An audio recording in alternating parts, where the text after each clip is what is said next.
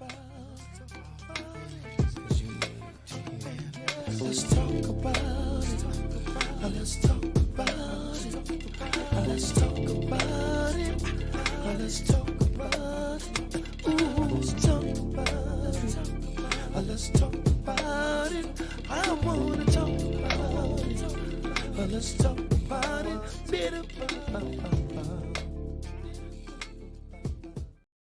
Corsicana, Texas. What's up, Dallas Fort Worth? What's up, Houston, Texas? Yes, indeed, we are back on another episode of the Brandon Coles podcast. We are your show hosts. I go by the name of Mr. Know All Reactions. Give it up. Right on the side of me is our main guy, Mr. Bougie Weirdo. Get up a B-Dub. Make love, not war. Coming in, we got our guy, Gentleman Jamal. Get up for Gentleman Jamal, the man, the myth, the legend. Also, we have on the Brandon Coles podcast, we have our girl, B Love. Get up for B Love. And also making her coming in, she will be visiting us here shortly. She goes by the name of Educated Queen. Get up for Educated Queen, EQ. Yes, indeed. Yes, indeed. So we are back for another episode of the Brandon Coles podcast. How are you guys doing on this Tuesday? Do you miss us? We are definitely back.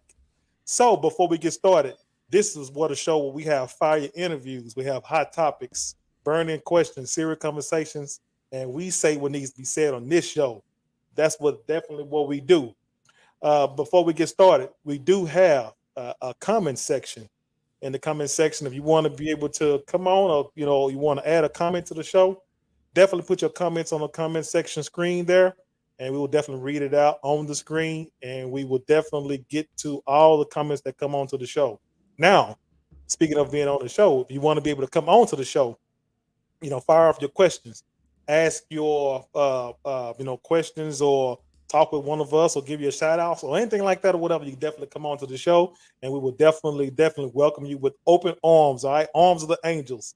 We will definitely do that. All right, and if you want to just give us a compliment, myself, a Bougie Weirdo, for or you want to get on us for being 10 minutes late, then go ahead and do that as well. We'll definitely take it. All right. So that being, yeah.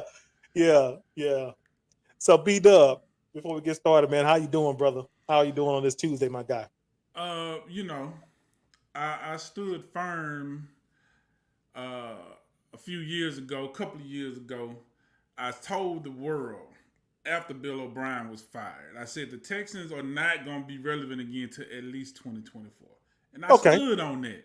Yep. However, man, I'm excited for this football.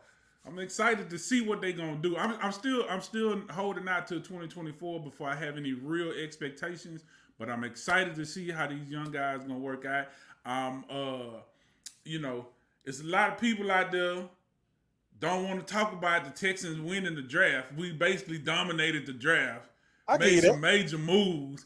Got the best, arguably the best quarterback in the draft. Got definitely the best defensive end, arguably the best player in the draft. Then came back, made a move, came back and moved up in the back of the second round, got us added to our offensive line, added another receiver, Tank Williams, Tank Dell. Man. And he out of Houston, right? Tank Dell. Yeah. Yeah. That boy DM the Texans, say, hey man, don't let me leave H-Town. They say, you right. know what, we got you. But I'm excited, man. I'm excited about all the draft picks, even the late round, 6th round, 7th. I think every player that we picked up this year was a good move and somebody that could potentially help the team. So I'm excited, man. I'm excited to see how this gonna play out. I sent you a text message, said, man, I was really shocked that the Houston Texans was really making some moves like that, man, because I'm saying to myself, man, they must really careful with D'Amico Ryans, man.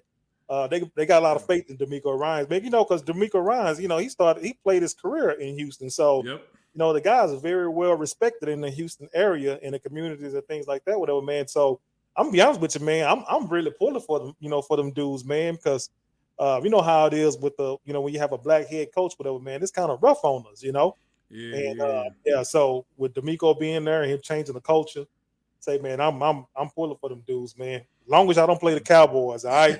Y'all don't play the Cowboys, but yeah, I want y'all to tear up the AFC kick the snot out of Steelers and all that, whatever, man. Kick them out. Yeah. We want all that to happen. Y'all got us the last time. I'm sure we'll see y'all in the preseason. We normally play out in the preseason, but I think it's going to be a few more years before we see y'all in the regular season again. Right. And by that time, the team we gonna be super gelled together by that time. Ooh. Yeah. And we still got a good amount of picks for next year's draft. So yeah, man. We'll see how that go. I'm excited for Coach Ryan. So hopefully things go well. And it was very un-Texan like what they did because it was really smart. And I was talking to somebody. I was explaining to somebody at work why they did it the way they did it, because they was like, well, either way, they could have took the defensive end. They could have took Will Anderson first. And I'm like, nah, you don't want to do that, because if they took Will Anderson, there's other teams that everybody expected is going to be Bryce Young and C.J. Stroud. They're going to be out of their first 2 picks. But if you take Will Anderson first, now you're giving some other teams some hope that need a quarterback, and they might be willing to offer more to Arizona than what we was willing to offer, and then they could have moved up and got him. So it was real smart how they did it by taking C.J. Stroud first and then going back and trying to maneuver that trade and moving up to back door and get Will Anderson at third. I know Coach D'Amico Ryan's gonna be happy about that. That's his guy that he wanted. So man, I think it's gonna be good. But anyway, that's enough football. Hey, let's before we get to the conversation though, man, the conversation topic here. Yeah. So in NFL draft, Deion Sanders, prime time, he done came out and he said that he is ashamed of the 31 teams that didn't pick up some of the HBC, because only one HBCU player got drafted. And he went to the Patriots. Ironically, from Jackson State. From Jackson State, right. So Coach Prime said he was ashamed that the other 31 teams didn't pick up more student athletes from an HBCU school. What do you think about that, my guy? I got something to say about that. I think it's gonna take time. I think he got to be patient. I agree with him, because I think there's a lot of talent out there. There's a lot more talent out there that when you look at some of the guys that they're taking, that some of these teams are taking, and you look at their film, and they come from a Power 5, they come from the SEC or whatever, but if you look at their film, it's like, there's some HBCU players that are way better, particularly at the skill positions, receiver, running back, defensive back, those type of positions. Offensive line, I think HBCU's not quite there yet, and Coach Prime even admitted that. He said it himself.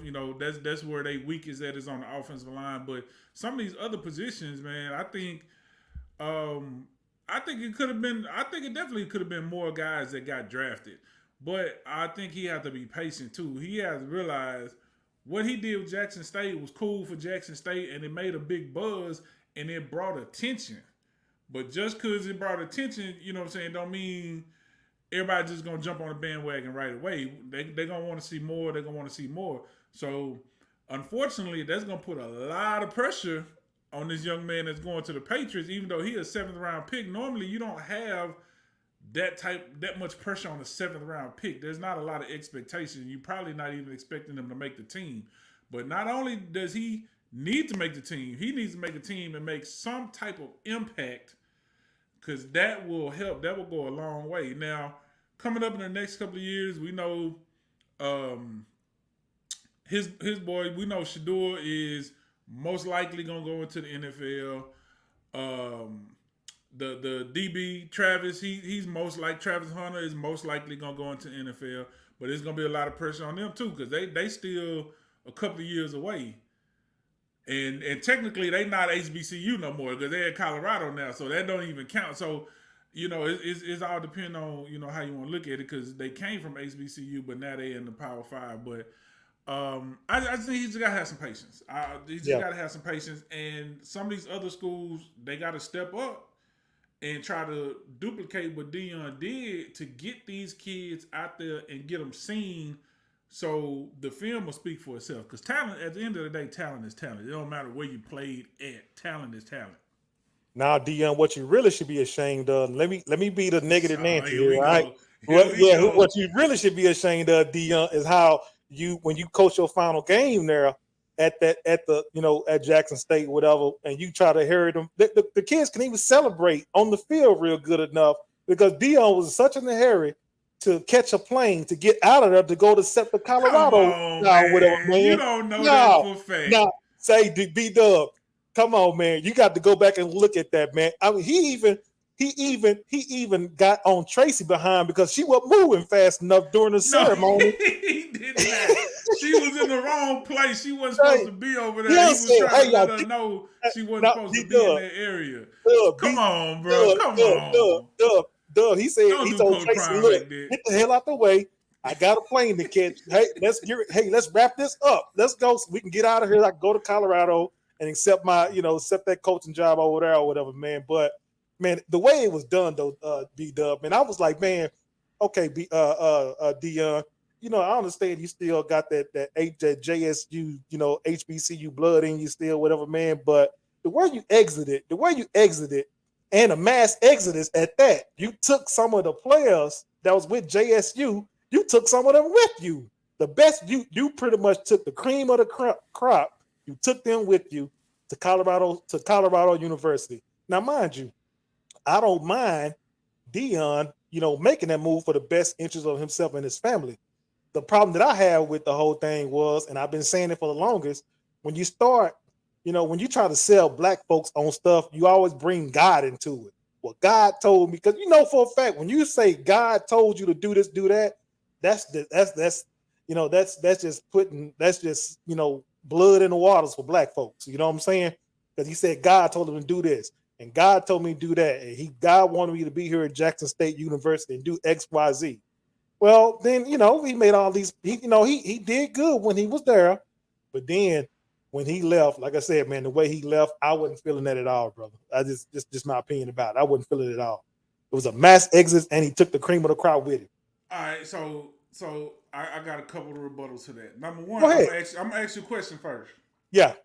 Were you upset when LeBron left Cleveland the first time? Was I upset? Here's the thing. Was you upset? I don't really care about LeBron. Being honest with you, that wasn't the question. Was you upset? It didn't bother me. What I'm saying, because the reason I asked that question, is because we're talking about literally almost the exact same scenario, just in a different form. LeBron, they would not give him no help. They wanted to pay him back in Cleveland when he was what, 5 years in the league at that point in time. They talking about giving him a $500 million contract, $250 million, way back before these contracts was like they are now. They want to give him $250 million contract, and he like, okay, cool, but I need help, and they wouldn't do it. So he chose to leave and go to Miami. Did he do it in the right way? No, that was still messed up how he left. He didn't do it in the right way. How you going? He could have just manned up and said, because he had a reason to leave. He had a legitimate reason to leave. I'm trying to win.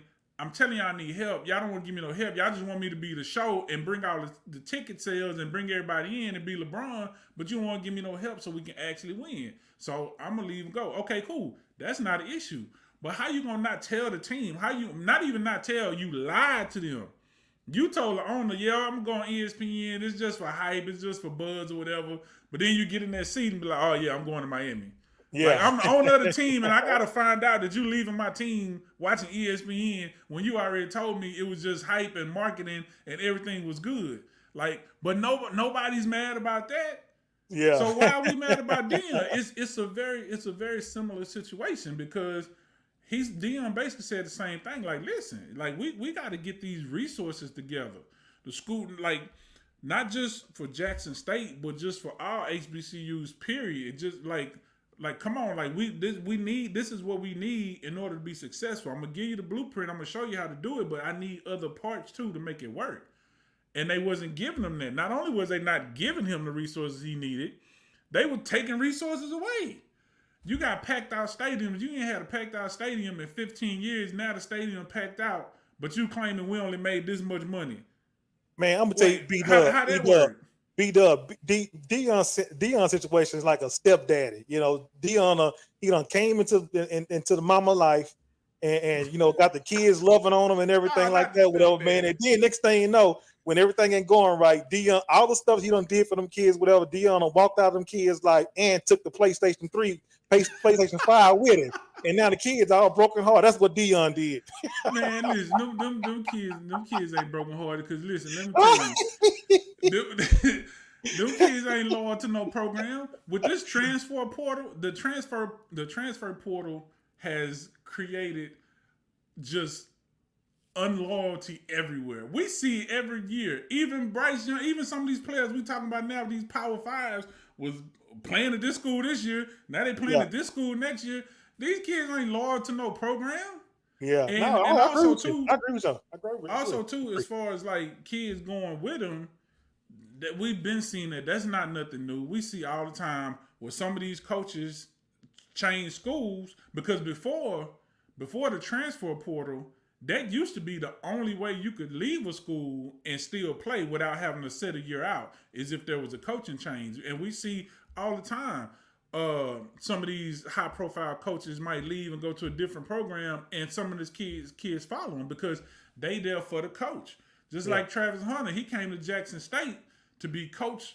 I'm a cornerback. I want to go be coached by the best cornerback that ever played the game. So now he going over here. I'm going over here with him. Right. But at the end of the day, it's on.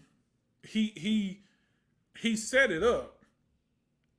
And he left them in good hands. He brought in good professional coaches. It's not like you acting like you talking about he took the PS5. You acting like he took the TV, the car, the bed, PS5 good enough, the stove. He took the PS5, but he still left him with the Xbox 360. Nah, they ain't got no Xbox. It's something. Not in my scenario. He left him something. They still got the big screen. He took the 42 inch. He took the 42 inch. He didn't even take the 65. Yeah. He left the 65 and the Xbox One. Yeah. He took the 42 and the PS5. Like, come on. He bought it. Man. Yeah, he down so good, man. I bought it. Why I can't take it with me? Right. So, right. But no, I mean, I see your point, but I disagree. I don't see a problem with him leaving. Right. And also too, this outside of Travis Hunter, because Travis Hunter was a Power 5 prospect. He was the number one player in the nation. But some of these players that he's bringing with him that wasn't number ones, that wasn't getting Power 5 offers, that was 2-star, 3-star, but he done built these guys up. Now he's bringing them over. That's actually going to help HBCUs because that's always the argument. Well, yeah, okay, that's cool. They playing against each other, but they could never compete against an Alabama or against a this or that. Okay, well, now he's bringing some of those players over as well. So if these players come over and do well in this conference at Colorado, now what's the excuse? Yeah. Because y'all didn't want them. None of the Power Fives wanted them. He took them, developed them at Jackson State. Now he done brought them over to Colorado. And now if they start playing well and dominating at Colorado, then what's the excuse? So now you have to start looking at HBCUs. And it's kind of crazy to me in the first place because when you look at literally some of the greatest players in the NFL history at different positions all came from HBCUs. I agree. Shannon Sharp, arguably the greatest tight end ever. Definitely top 5 for sure. HBCU. Jerry Rice, the GOAT of all GOATs, HBCU.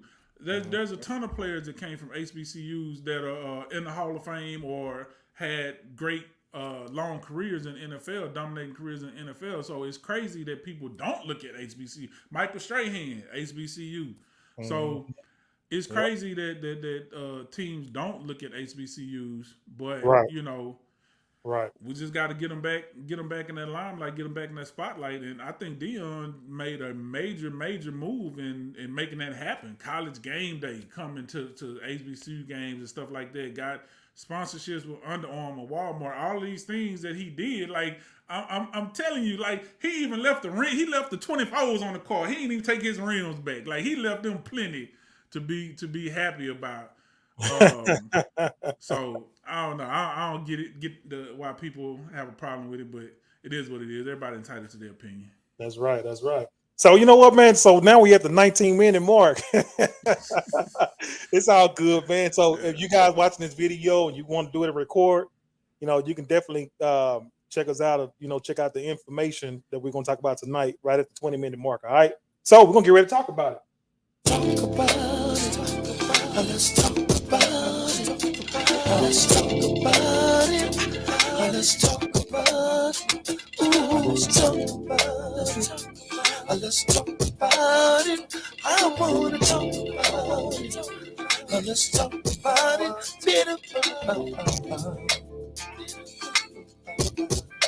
So yeah, tonight discussion, and I forgot to. Well, I had it in my banner, but I kind of deleted or whatever. So we discussing about infidelity in relationships. Cheaters never win, or do they? All right. So we're gonna be discussing tonight about there's different scenarios that we have available. I believe we have a video that Miss Yana Van Zant, she's going viral for a video discussing about relationship. B Dub, can you get more into it with the woman? Well, that's for later on. That's not related to cheating, but just okay. relationships in general and how women view men and the type of energy that we put out in relationships. But it's a good little piece. Like you said, a clip of it is going viral, and actually the whole video is on the Griot. It's an interview she did with Ebony K. Williams on the Griot. If y'all want to check their page out at some point in time and check out the whole video, it's about 23 minutes long. It's actually a good video, but we're going to show the clip that everybody's talking about, and we'll get into that a little bit later. Okay, so we're gonna do we'll get into that later, whatever. So, but we're gonna definitely discuss the cheating part. So, I'm gonna ask you this, B Dub, all right? Why do we cheat in our relationships or in our marriages? Why did you feel that happened, B Dub? And we're talking about let's look at it like this for right now. On a man's end, all right, because we two men here. I want to hear what your thoughts is. I want to let you know what my thoughts about it is as well. So why do a man cheat in a relationship? If infidelity or cheat in a relationship or a marriage, why do you think that happened? Well, first of all, let's clarify. We talking about Asian, Indian, white. We talking about all these other cultures because we all know black men don't cheat. Let's get that out the way. But of course, that's the answer to that question is a million different answers because everybody has their own reasons. But if we want to talk about general conversation, and what we hear and what we see a lot within our own families, friendships, relationships, or whatever. And what people talk about, I think a lot of men are just misled, if you ask me. I think a lot of men are misled into believing that it's a part of manhood. Like to be with all these different women, which, okay, cool. If you think that's what makes your man be with different women, then go be with different women. But you don't have to, why attach yourself to one woman and then continue to do that. And I'm talking about a very small percentage, by the way, because I joke, I say black men don't cheat, but really the statistics show that 60% of men are monogamous. So, 40% is a lot, but at the same time, it's not the majority. But we talk about it as if it's the majority. So, I don't know. I think just lack of knowledge of what manhood really is. Like if I had to put a label on it or thought on it, I think that's what it is. Now with that, again, that's very nuanced and there's a lot that goes into that. But I think just if I was to put a general statement out there, I think just not understanding manhood and thinking that that's something that men should do. Right. Well, here's the thing. Well, I heard what you said. I don't know if I agree with the point that that's something that men shouldn't do because I was brought up in the era and I've heard older people try to connect the dots with men and women have some type of animal instincts in them, and when you look in the animal kingdom, the males are outnumbered by the females, correct? And that's in any type of walk of life. The females want to always outnumber the males. All right. So what they're saying was with the, they're trying to connect the dots with the human beings, a man and a woman. A man has some animal instincts like an animal, to where a man is supposed to be out, sowing his, sowing his seeds and having multiple women and so on and so forth, whatever, just like the animals are, because they're trying to say that that we are sort of like animals and live our life, but we're more intelligent than animals are, supposedly. That's what we're supposed to be. Yeah, But allegedly. yeah, allegedly. So yeah, but they're saying that, they're trying to connect the dots with that, and saying that that's the reason why that men, we have more than one woman, because of, connecting the dots with us having an animal instinct. Now, do I But agree with even that? Do I still, agree with that? I can definitely see why they say that, because yeah, in yeah, some ways, we do have that, we do have some animal instincts in us at times. for You know, sure, for sure. yeah. And and I can definitely see where that's coming from. And people like to go to the Bible and be Solomon fruitful and has 700 multiply. wives. Be Yeah, fruitful and multiply and this and that and whatever. But right. that's still that you can do that. Like I'm not against it if that's how you feel. Yeah, But we talking about cheating. Cheating is more of a civilized thing now. Also, too, because people also say this as well. I'm gonna throw this out there real quick. You know, it's sometimes said that you can only cheat on your married spouse. So anything outside of that's marriage is not bullshit. cheating. Hey, I'm just telling you. I'm just telling you Yeah, I've heard that on multiple occasions, and people will try to attach that to some type of religious disciple or discipline or whatever, and kind of say, oh well, anything only God only honors marriage, or they say stuff like that. So if you're not married, it's not cheating because you're single until you're married. Even if you're in a relationship, you're single until you're actually married under the eyes of God. I don't agree with that. I'm just telling you what people say. This is some of the stuff that people say as a reason to why people do this stuff. But but like I'm saying, even if that's how you feel, cool. You can date.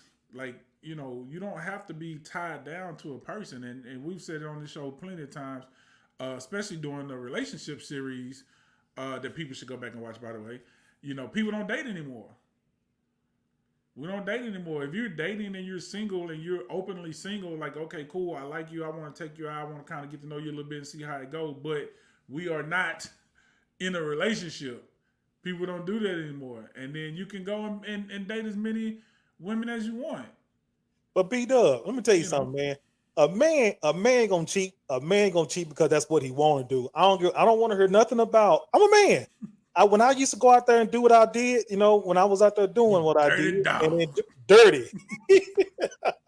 But listen, man, I did it because that's what I wanted to do. Nobody made me do it. I never came up with no excuses on why I did it. I did it because the opportunity presented itself, and that's what transpired from the decision that I had made. Yeah, Now, yeah. when I was in the middle of doing it, I was doing it because of a short term effect on how it felt for me short term. It wasn't nothing that I was looking for, and I'm sure a lot of men think like that as well. We Wait, don't hold on. do You it. sure you want to phrase it like that? You said when you was in the middle of doing it, it was short term. Like you trying to like, No, hey, listen, man. I don't want to know your no, business like that. no. Let me rephrase that for the audience here. All right. Listen, Kippo. Listen. What I'm talking about short term was like it was just a thrill for the moment. It was just something to do at that time. I wasn't like long term invested into it. You know what I'm Mm-hmm. saying? It was just something just to do at that particular time in that particular moment.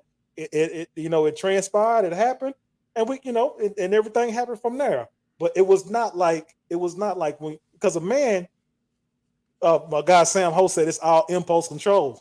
Mm-hmm. Right? Yeah, it is. Yeah, man. But it was just it transpired, it happened.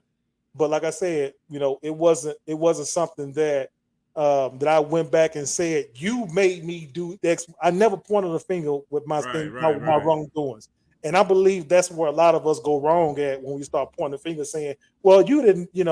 you talk crazy to me, or we've been having this discussion, so you don't want to give me no attention, and I went and found someone. That's bull crap. If a man telling you that is a bunch of bull crap, he is trying to find a way to get out of, to take the spotlight off of the wrongdoing act that he know for a fact that he was guilty of doing. Well, So go I ahead. disagree to a point. I agree that it's a decision. It is a decision. But I do think people can like people can do things to you that can make you want to do things. Hold on, But a grown, a grown, hold on, hold on, be double grown person hold on. though. At the end of the day, I agree with you. It's still you have to make the decision. So that's like, okay, take relationships out of it. You might say something fly to me that might make me want to put hands on you, but that don't mean I should.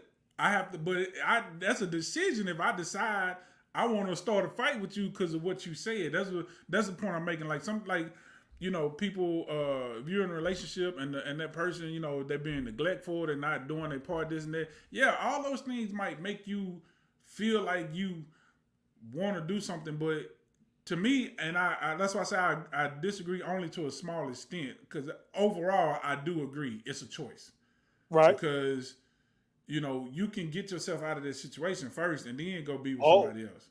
oh.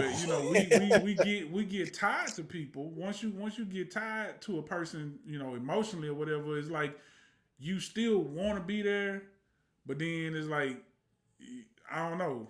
But you at the end of the day, you have to decide and you have to take ownership of your decisions. You can't you can't say, okay, well, I did it because of this. But you can say, okay, well, because this happened, that happened, that's what made me disconnect from you. Because that's where I think it starts. Is first of all, you have to disconnect from the person. Because if you fully connected to that person, I don't think it's a possibility that happened unless you just that's just who you are as a person. Now that's a whole different thing. That's a whole nother conversation, because then there is no answer. If you that type of person that you just want everything and you don't care, then there's no answer. You're just doing who you are. That's just the type of person you are. But I'm speaking in terms of people who get into relationships and are monogamous to a point, and then at some point cheat. Sometimes it's because we don't know how to manage relationships, because relationships don't always work out the way we think it's going to work out. It's not always easy. Now, it shouldn't always be hard. If your relationship is always hard, that's a problem. But it's not going to always be easy either. There are going to be times, right? There's going to be peaks and valleys where you're going through a bad time, but that doesn't give you the right or the reason to just go say, okay, well, I'm going to do this because we're having a bad time right now. But I think people emotionally don't know how to work through those bad times, and they make bad decisions because Now, of it. now I can agree with you. That some things can kind of contribute to lead up to that, whatever. Because in my, and I'll use myself for an example. When I was a young pup, young lad, seeing some family members of mine. I ain't gonna call nobody's name out now. I ain't gonna do that. I'm gonna do that. All right. But seeing some family members of mine, this is what I saw growing up, and this is what was glorified to me: women, cars, clothes, money. When you see that as a young man, and you see the joy that it brings to a lot of these men that you look up to, a lot Mm-hmm. of family members that you look up to, and when you see how they're just having fun with it, and they had no respect for a woman at all. As a young man, when you see that, and you saying, man, you know what? I want to do the same thing that he is doing, because he look like he's having fun. He's enjoying himself.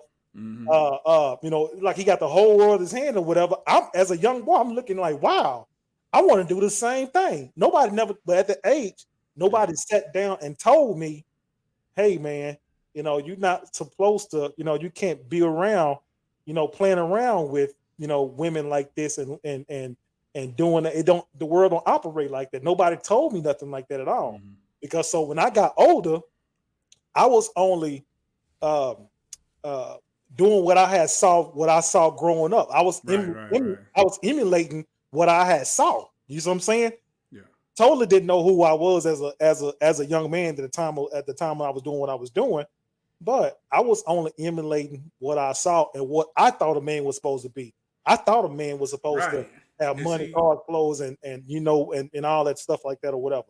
So but that's what. that just goes back to the point that I made at the beginning of not understanding and knowing what manhood truly is, because that's what was taught to you. You was taught that this is what manhood is, and it's really not. Because like I said, even if you say, okay, men supposed to be fruitful and multiply, whatever, and women outnumber men or whatever, there's still a way to do it without just being wild and being out there and, like you said, being Hold on, disrespectful. B-Dub, how is it a way of doing it? Let's go to that. How do you Because like when you do it? you could It's be no, you could be a ladies man. You don't have to cheat. uh-huh. You could be a ladies, like that's what I'm saying. You could be single and be a ladies man and whatever and do what you do, but you don't have to cheat. And like you don't have to put like that doesn't make you a man, because you Yeah, but lying to B-Dub, this woman and lying to this woman and but disrespecting this B-Dub, when woman, you like you were saying. but B-Dub, but when you say ladies, man, though, man, ladies, if it walk like a duck, sound like a duck, is a damn duck, B-Dub. All right. No, So that's when you not say true. ladies, man, but when you say ladies, man, that's kind of associated with, okay, this guy got any minute, this guy can, even if you've been having some days or months without, doing nothing or, being involved with another one, whatever. But that stigma of you being a ladies, man, it's almost like you're gonna have a setback at any moment because you a ladies man. You see what I'm saying? Well, no, but if you single, it's fine. That's what I'm saying. We got to clarify in a relationship. But if you Sure, cheating, you ain't. But you cheating, you're not single. If you cheating, because if you cheat, that means right, you right, right, don't right. put your trust in But some woman. that's what I'm saying. If you want to be single and be a ladies man, if you got charisma like that and you just got swag like that, just be single. Don't get in a relationship. I That's agree the with other that. thing too. I think we get pressured a lot too to be in relationships because like you said, like our generation now is different because it's you see more and more single parent homes or whatever. But our generation coming up, our grandparents were married, our parents were married. They Like we still we cheated though, see B-Dub. They still cheated like hell though back in those right. times. Right, okay, but that's Yeah, that's that's the point I'm making because we thought that's what manhood was, or at least some of us anyway. I can't, cause me personally, I always been a relationship guy, and I ain't trying to just like brag or be like, no, it just is what it is. I was always a relationship guy. I was a dirty So dog, B-Dub. Arr, arr, now arr. once we in a relationship, is as much as possible, but Yeah, outside, no, I was always my thing. Now, have I always been, or have I made some mistakes? Sure, yeah, of but course, of course. uh, you know, well, What? mine was in retaliation. So that was, I had an immature moment, so I just I'll basically be dub. retaliated. No, I can't justify it now. I'll be dub. But that was high school, man. That was high school. Come on Yeah, now, yeah, yeah, yeah, yeah, you yeah. know. Oh man. Um, But now, nah, but but a man, but like I said, if an opportunity presents itself, man, I'm just gonna be honest with you. A lot of men, if you're not strong, if you're not a strong man, and opportunity presents itself, whatever, man, a lot of men fold under that type of pressure. A woman is a man's weakened point. You want a weaker man, put a woman in his face. but you know You know why? what I mean? Huh? You want to know why? And I think this is part of the reason too why I was the way I was, because we seen the same thing. We got the same family member. I seen the same thing you seen, so I know exactly where you coming from when you saying that. But at the same time too, I think I had a benefit unintentionally whenever I had was in Houston. You know, the only family members that my mom had, like close family members, they had all girls. So I grew up around my girl cousins, some of my girl cousins, and then all they friends. So I hung around a lot of girls. It wasn't that much boys. The boys was outnumbered. So whenever we go and hang out, it might be 3 or 4 boys and like 7 or 8 girls. So I got to just get more comfortable around females. So I think that's why I never was like just really like that. But most men are exactly what you're talking about because we're taught that women are way up here on this pedestal, and you know it's like ooh, woman, you got to get them, got to get them, got to get them, and it's hard for us. It's easy for women. Any woman, it don't even matter. She could literally be a 5 and could go in the middle of the club right now and be like, who want to give me some eggplant? You know, and they're gonna be throwing it at her, right? But a dude, he could be a solid 8 or 9 and go in the middle of the club and be like, which one of y'all want to give me some peach? And they can be like, do you even have a job? Do you guys, what kind of car you drive? Like what? First of all, how you gonna approach us like that? Just ask, like, you know what I'm saying? So it's harder for men to get sex. So I think that's why some men, like you said, opportunity. You said a very key word earlier, opportunity. They gonna jump on every single opportunity because we know the struggle of trying to get it in the first place. And when you're young, particularly when you're young, you know, a lot of guys that's what you're looking for. But see, I think because I hung out with a lot of girls early in my life, I just got comfortable with women, and I saw how nasty and dirty females really are, and how they be talking behind clothes. Like I got to go behind the curtain. It's a hell of a conversation going on. So when I don't care how attractive a woman look, I see she's just like a regular old chick to me because I know she be saying some dirty stuff, and she probably just got through digging in her butt or something. I just been behind the curtain. I see how they are, so it don't have that same effect on me. It never had that same effect on me when I was dating. So you know, I never got all caught up and just got to get some. Yeah, but most guys are like that. They just you know trying to get it whenever they can. Right, because here's the thing though, with how it works with guys. Well, we're not emotionally invested in nothing like that. See, if a woman get involved with another man, if she goes outside her relationship or marriage and cheat.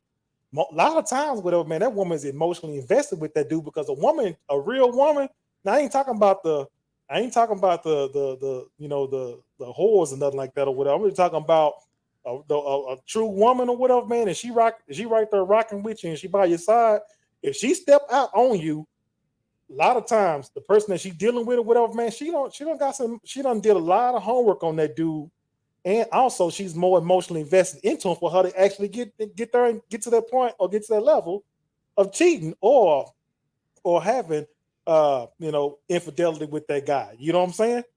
She's more emotionally invested. Huh? I agree. I think that's why a lot of women get themselves caught up nowadays too, because the new thing for women nowadays is we can do what men can do, and when a lot of women are trying to live that life.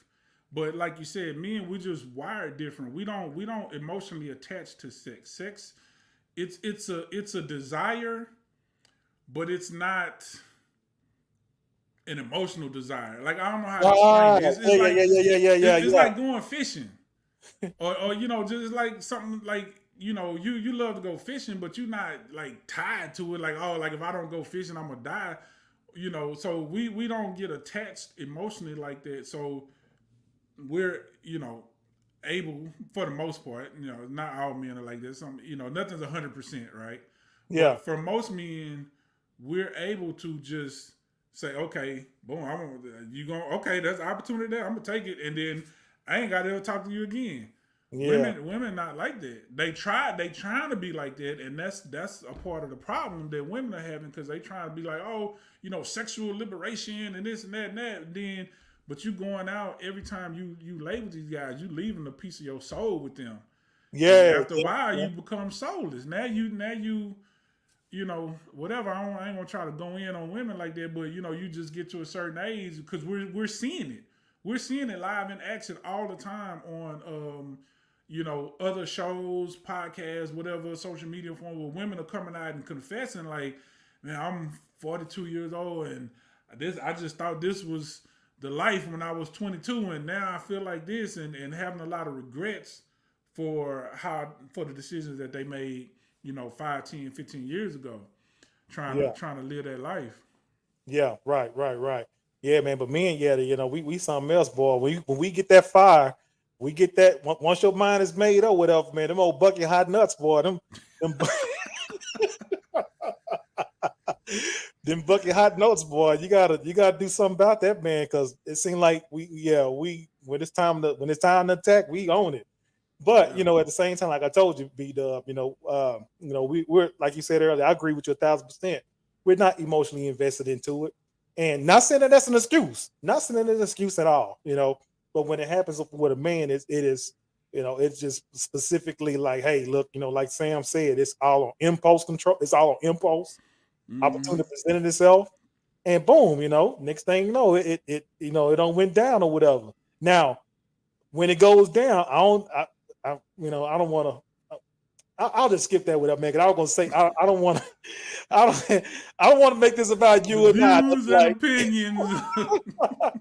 Yeah, yeah. So let me ask you this, B Dub. All right. So we just discussed. We just had a discussion about why do men cheat. We just kind of briefly touched on why do women cheat. Okay. All right. So let's say, for instance, it happens. We've had the discussion about it.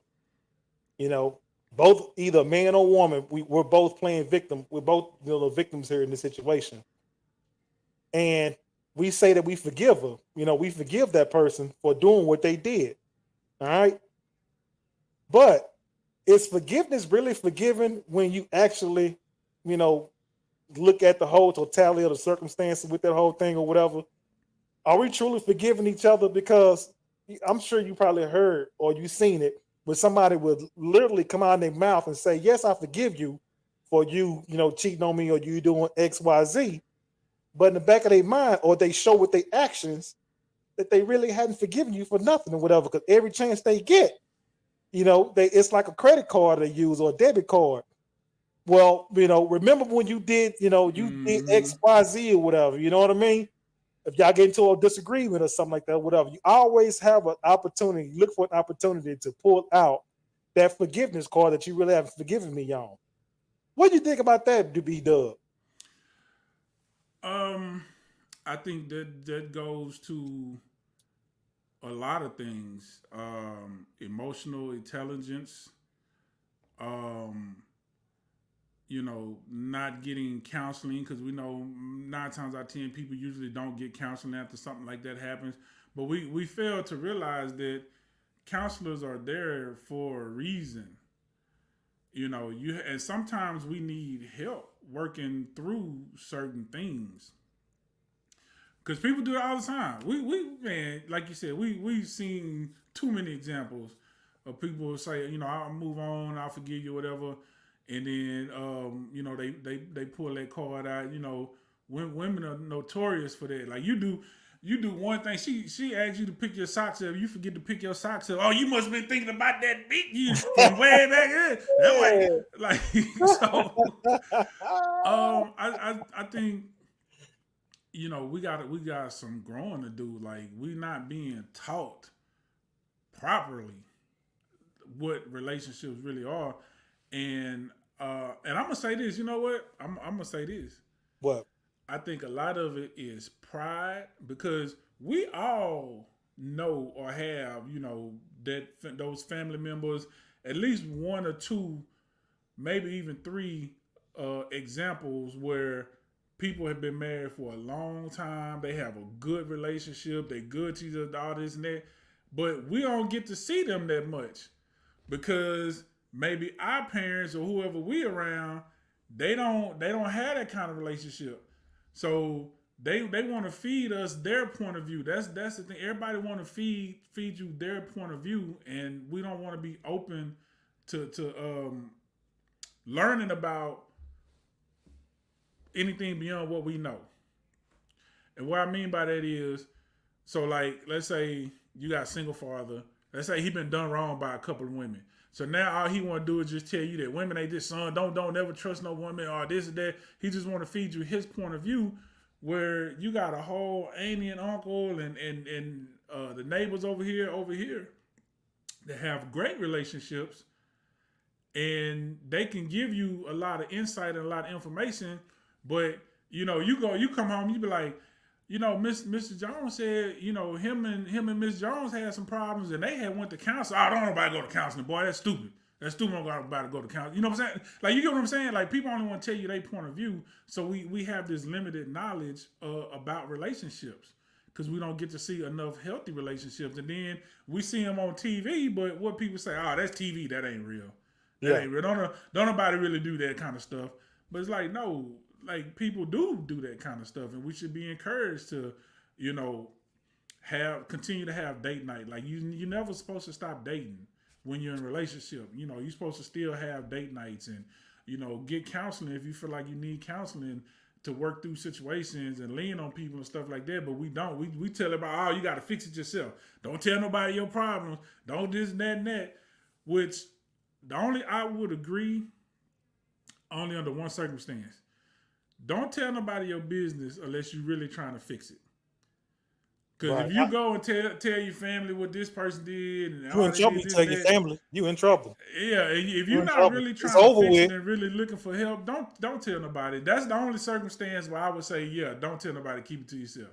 Because sometimes we just want fans. We just want people to be on our side, and we really not trying to fix the problem. We, like you said, we just trying to put that little card in our wallet just to hold on to it for later and pull it out and be like, bah, remember when you did this? Yeah, that's not remember fair. When you did and that? It's not fair to do that, B-Dub. It's not fair. Because if we sit there and say, hey, look, we forgive each other, we're gonna work this whole thing through it.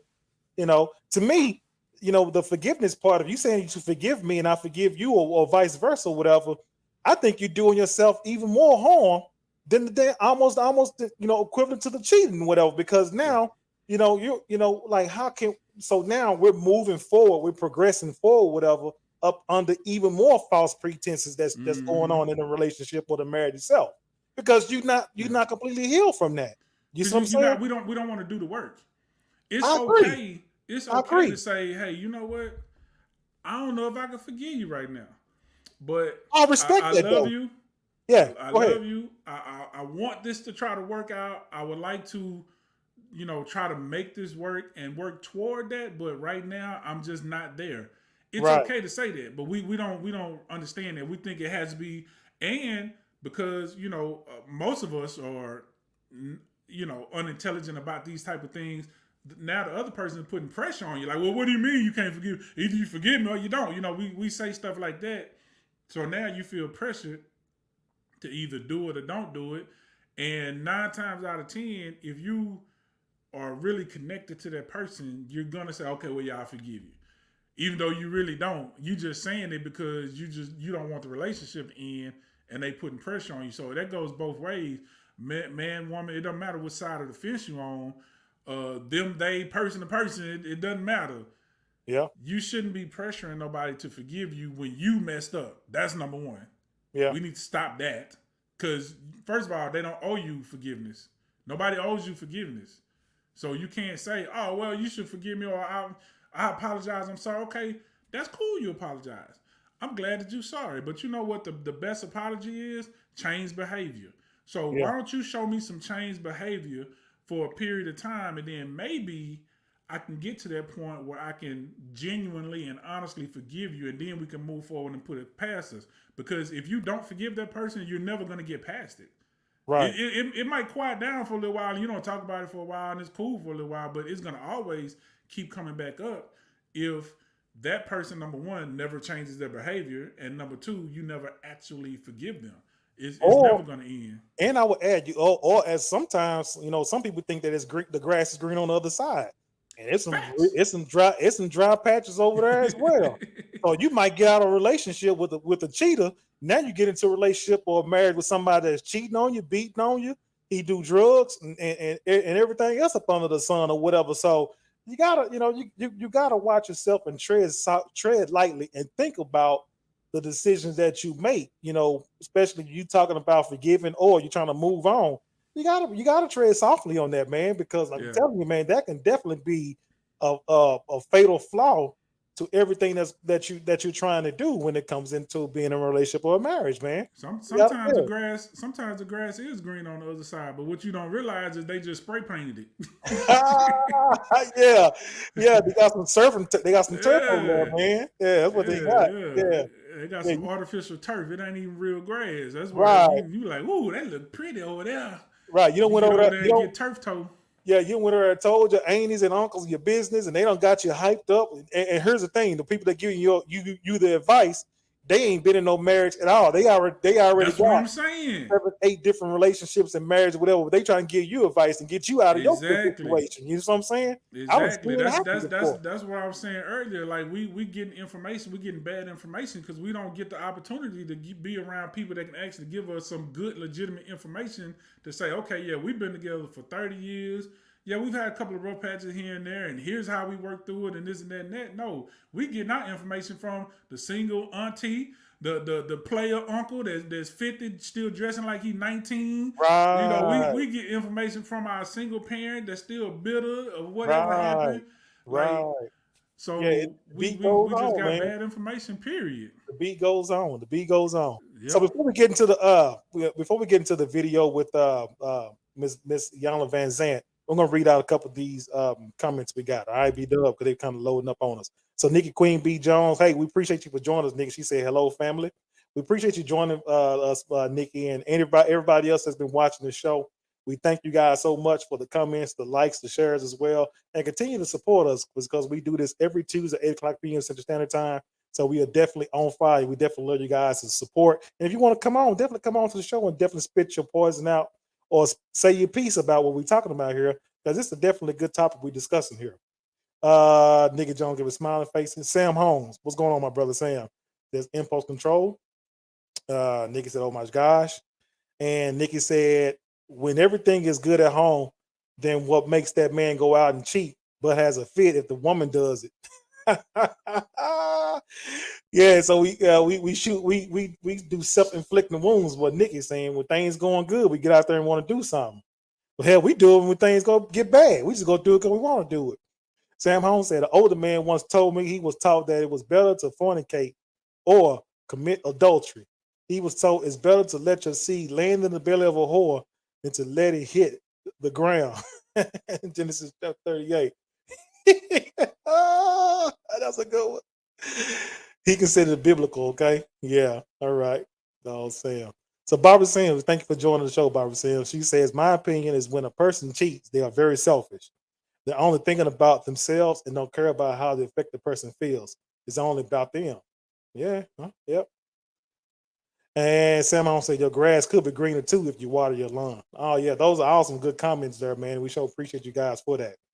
Um, but yeah, those are yeah, but cheating for a man and a woman, man, it's definitely different, and we definitely wanted to make sure we bring you guys our insight and our input about how we see different cheating, whatever.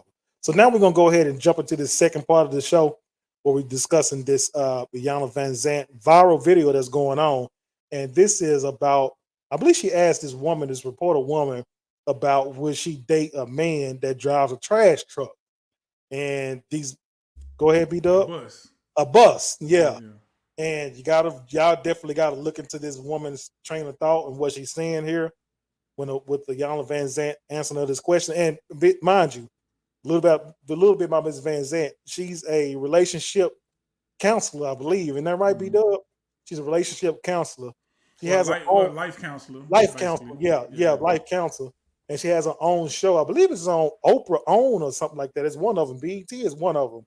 But she definitely work as a counselor and trying to repair broken homes and marriages and things like that or whatever. So she's really really good. Matter of fact, I call her that's a grandmother I wish I would have had because she definitely wanna. You talk with her, she'll definitely have you crying in her arms in a fetal position where she talked to you. But anyway, we're gonna go ahead and talk with Miss. We can go ahead and play the video with Miss Van Zant. Because so many of us are programmed and conditioned and educated to think like men, we respond like men. And when I mean men, I don't mean two-legged beasts. I mean, I mean in the masculine energy, and it becomes competitive, it becomes aggressive, it becomes againstness, and that's not who we are as women. It just isn't. Okay, I hear you articulating, Ayanla, this masculine energy traits, the competitiveness, the assertiveness. Tell me how you would frame feminine traits. Aggressive. Okay. Grace. Aggressive. Yeah, aggressive, not assertive. It's okay for a woman to be assertive. Grace, first of all. I think we've lost our grace. we move in such a harsh and hard way. Grace, compassion, um, nurturing, nourishing, elegance. How about majesty? How about divinity? How about holiness? This is not a language you hear coming out of most women's mouths, but they'll talk about being a boss, being a diva, being, in charge. You said that women are being trained to be men in skirts. And I've yet to find a man who has shown, this includes even my father, who was absent.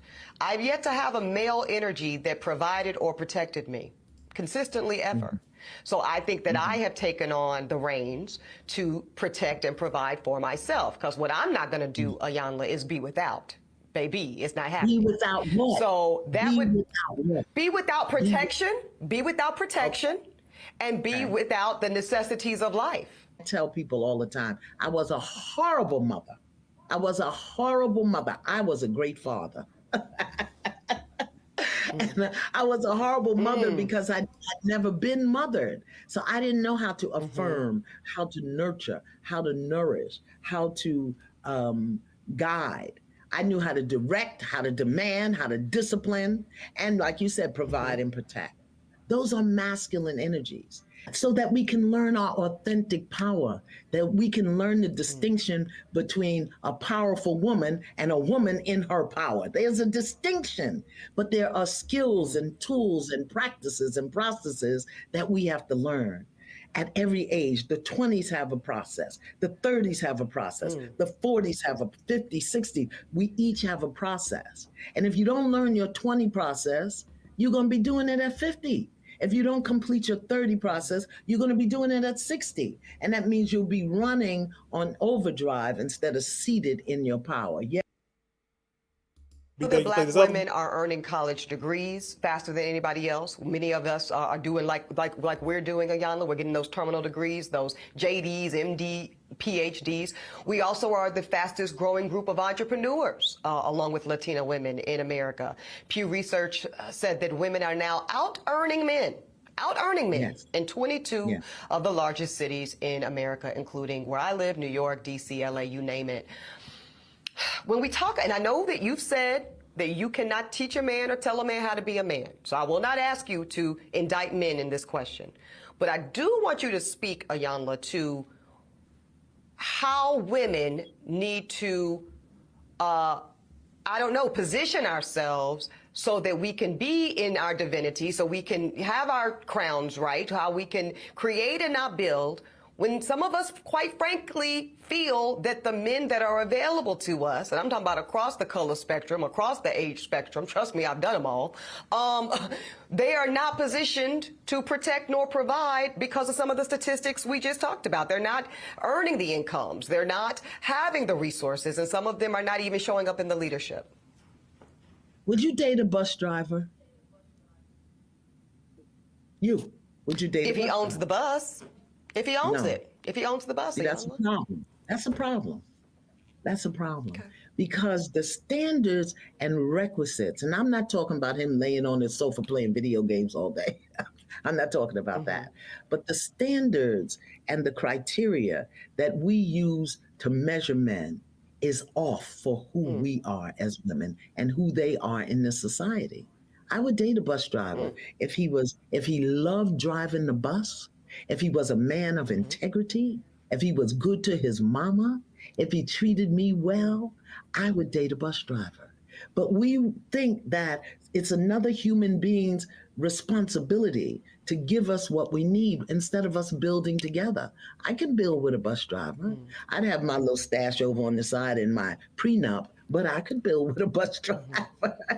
So I think some of the criteria that we look for in the reality of today keeps us unhappy, keeps us angry, keeps us imbalanced. And then when the men show up, we want to beat them up because they're not living up to our standards and criteria. And it's not working, beloved. It's just not working.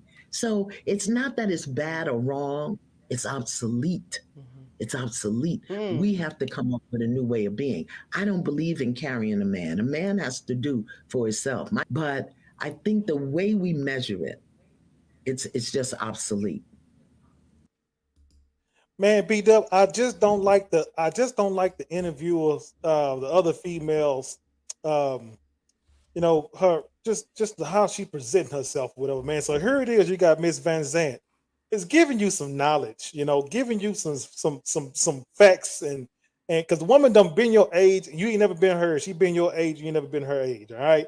And she's giving you all this knowledge and understanding and wisdom and trying to explain to you how you know the modern day woman thinks.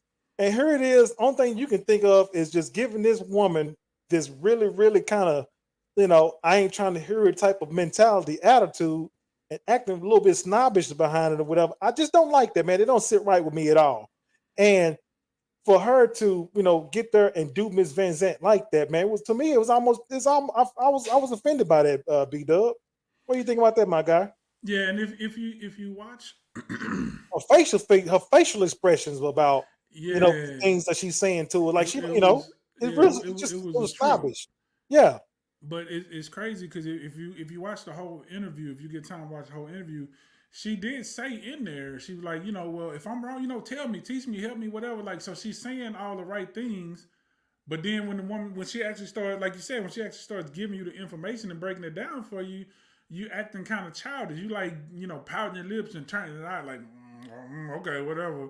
right. So it's like it defeats, it cancels it out. So you can't say, well, I was open, I was willing to learn. You wasn't willing to learn because you said it. Okay, that's cool. It sounds good, but when she actually gave you the answers, you really wasn't listening because you was turning your nose up and twisting your mouth up and like whatever.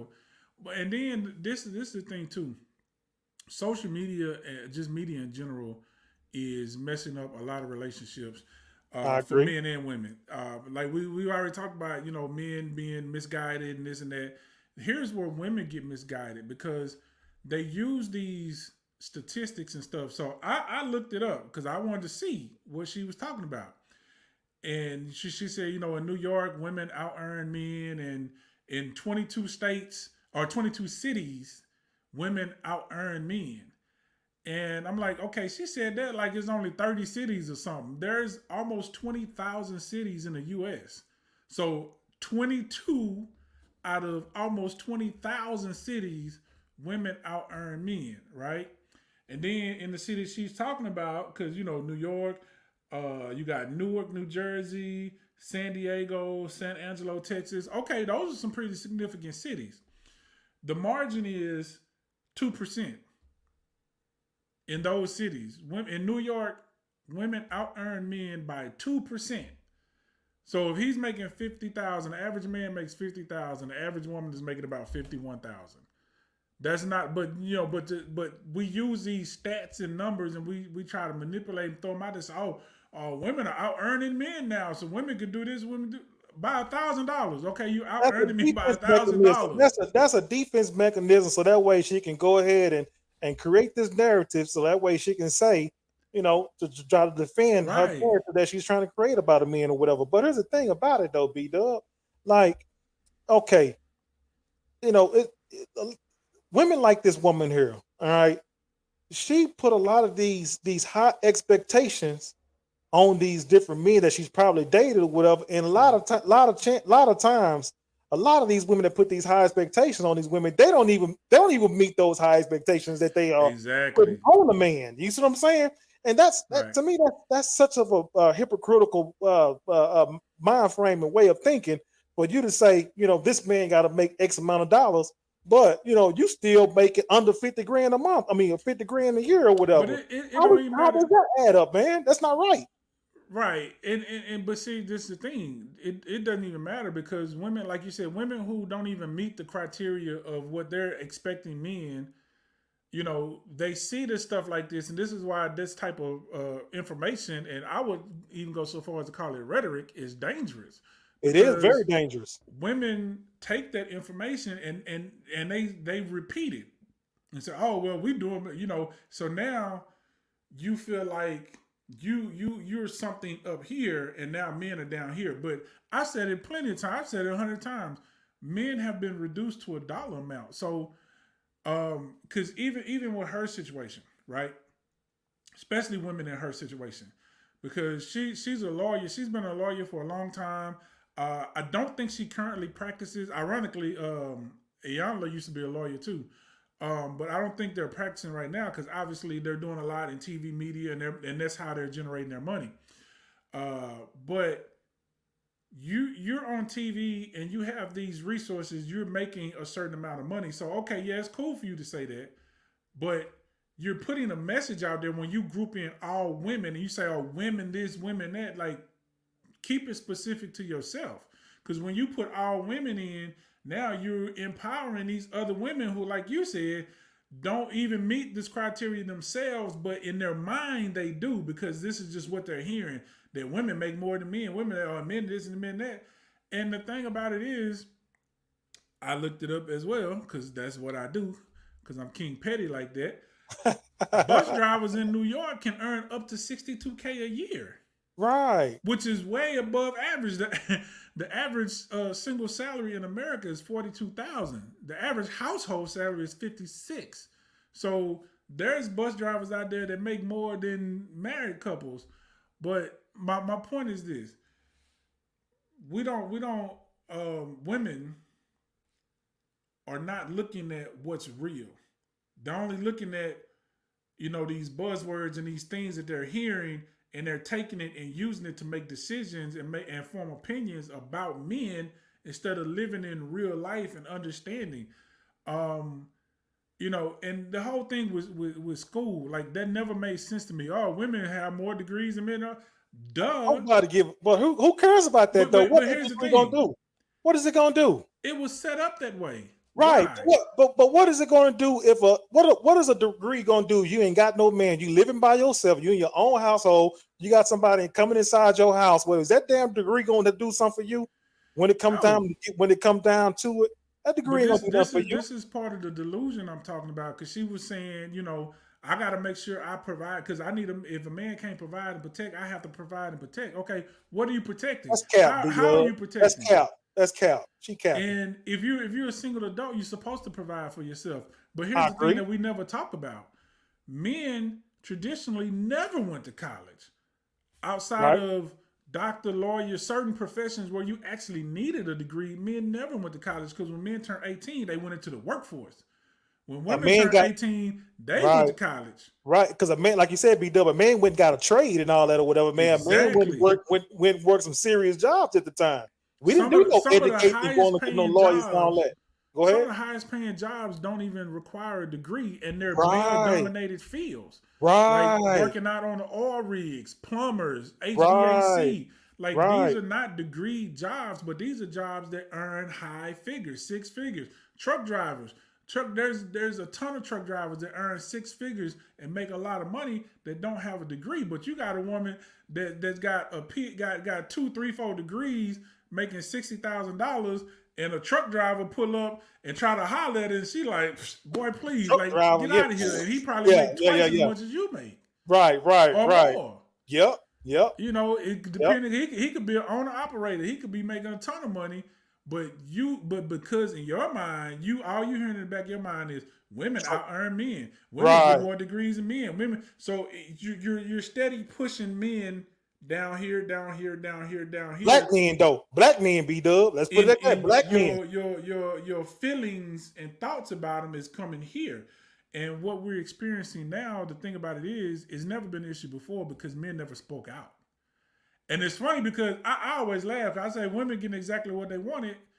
And it's what they say, be careful what you wish for because you just might get it. Because what have we heard for decades? And men are too emotionally detached. You never tell us how you feel. You talk about it. Okay, well, now men are telling you how they feel. Like, you know what? If I had my choice, I really prefer this type of one.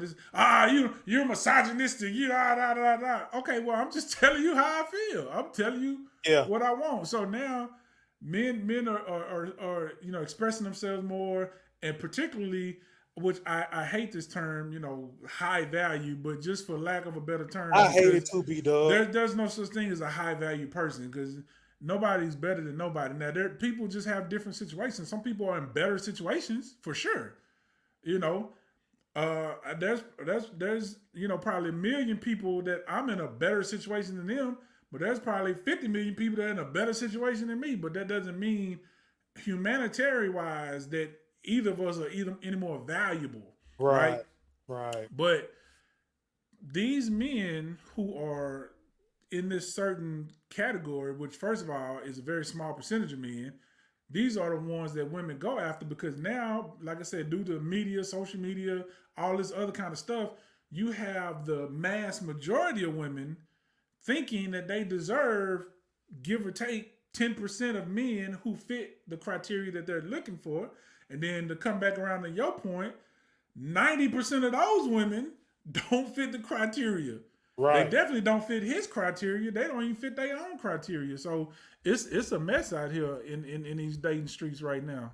Man, and then B Dub, like and like Ms. Van Zant was saying, she was saying, look, I will date a bus driver if he got integrity, morals, if he's good to his mother, all these traits that I'm looking for in a man, and that's his passion is to drive a truck or own a truck, whatever. I'm gonna support his dreams. A lot of women nowadays, B Dub, they gonna throw in, they're not gonna want to struggle with that man. They're not gonna want to be able to support that man's But why? dreams and But hopes and nobody things like has to that or whatever, struggle man. though. Huh? Nobody has a struggle though, and see that's a whole different conversation because now we're talking about the wealth game and not even understanding money. You got so many financially illiterate people out there. Most of us are financially illiterate. We're trained to be that way. You think? Well, I seen a quote. It said, "God damn, I ain't gonna say it 'cause I'm gonna mess it up." But basically, what he's saying is the people who got it not gonna teach you how to get it was the basis of the quote. But the way they said it, it was kind of profound. Right, But that's just what it is. We go to school. We're taught to be employees.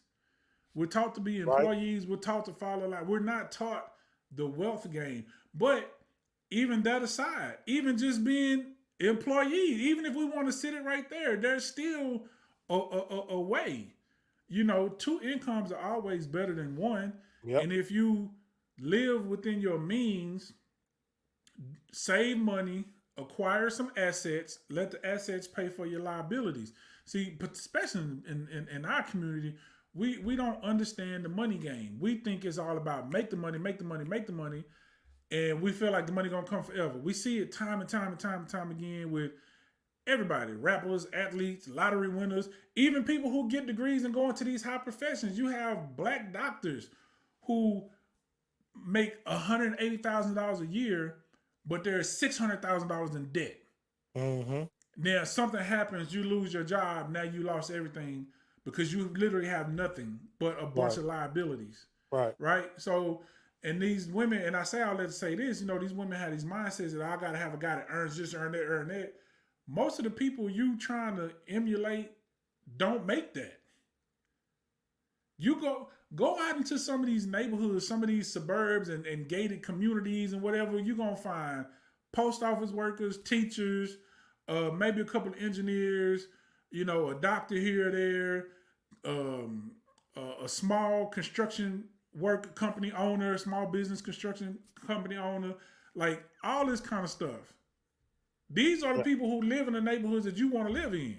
Blue These collar, are the blue people, collar workers, blue cop. blue collar These workers, man. are That's it. these are the soccer moms driving their Range Rovers and going to get Starbucks. It's not because they make a ton of money. It's just that they understand the money game and they use their money wisely and they build Right, together. right, We build together to live the lifestyle that we want to live. But women, a lot of these women nowadays, these modern women with this modern mindset got it twisted. They think they're supposed to go from 0 to 100. Like, I'm 22, I'm in my prime physical. I got, I got my curves, I got my face, I'm pretty, I'm young. Now, where's my millionaire that's gonna marry me? but what And they end even up and selling for, B Dub, they selling for somebody fresh out of prison. You know, yeah, he done moved in and he done talked smooth game to her, and he ordered in the house and she can't get him out. You know what I mean? That's what's going on. A whole lot of them like that anyway. You know what I'm saying? She's straight with one of hey, those other females. Yep. but that's just that mentality though. And then a lot of them, they're not even looking for husbands right away because that's the new trend now. The new trend is I don't even want to get married. I'm Yeah, I've going been to hearing enjoy that. my 20s. So Yeah, now you're going to go out here and get I've been hearing ran that. through by all of these guys And now when you 32, 33, 34, 35, now you trying to find a husband. And that's like, at that point, any man that you want is either going to be already taken or he's looking for somebody younger because he's trying to start a family. Not to say women, okay, women, Angela Bassett had her baby. She was almost 50. Okay, cool. That's Angela Bassett. She had a lot of resources and was able to do that. That's not the norm. The average woman, when she hits mid-30s, it's going to become difficult, increasingly difficult, year by year by year, to have a child. So you want to get this man when you 35, 36 years old, and that's assuming she ain't had no kids yet. So, a lot of them already got kids. They already got 3, 4 kids. Yeah. And you talking about, oh, well, but I already got kids. We don't need to have no more kids. No, he want his own kids. But if a man say that, he's wrong. He's misogynistic. Whatever. If he say, hey, listen, I was smart. I worked my butt off. I started working at McDonald's. I was flipping fries. Then I went to the register. Then I was a supervisor. Now then I went to general manager. And now I own 3 McDonald's franchises. And I'm 38, 40 years old. I got my 3 franchises. I got good money. Now I'm ready to start a family. And you want to come in with your 4 kids from 5 different dudes talking about, I deserve a man like this. Like, no, it doesn't work. Yeah. It doesn't work like that.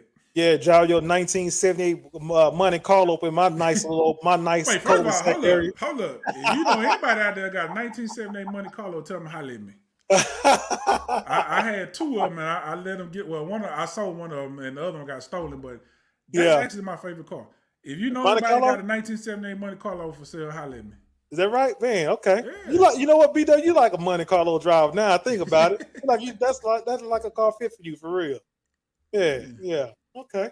But yeah, man. So we gave you guys our insight about cheating and infidelity, and also with the model women with the Miss Yana Van Zant viral video that's going on. So we want you guys to tell us what you guys think about the different subjects that we talked about today. If you guys agree, definitely leave your comments in the comment section as well.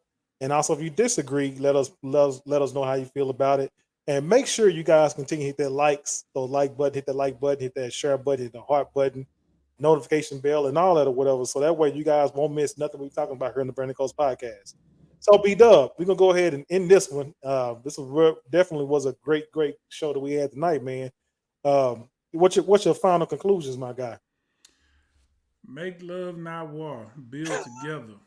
We are stronger together. To quote Neo, the singer, I'm a movement by myself, but we are force when we together. And that is the Burning Coals podcast, giving you the bag moment. So now that you got the bag, what are you going to do with it? So that being said, I go by the name of Mr. Know It All Reactions. We got a guy Bougie Weirdo. We have B-Love, Gentleman Jamal, and Educated Queen. We say so long for this episode number 50. Look for us for episode number 51 as we definitely come back next Tuesday. Same time, same channel. You guys don't want to miss it, all right? We love you.